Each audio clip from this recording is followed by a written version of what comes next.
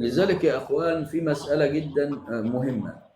طبعا عندك نعمة الله الجزائري هذا نعم. طبعا طعن في نسب عمر، طعن في نسب معاوية. لما جاء عند جعفر الصادق لم يطعن، لما جاء عند أبي بكر لم يطعن في نسبه.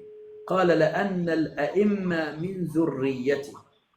يعني سبحان الله، قال لك علشان الأئمة من ذرية الإمام فإحنا ما من ذرية أبو بكر فإحنا لا نطعن في نسب أبو بكر. أعوذ بالله، أعوذ بالله.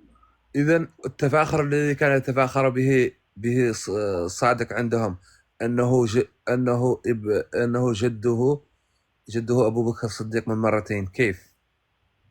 نعم أحسنت والله، جد أبو بكر، أديك قلت جد أبو بكر. من مرتين يعني.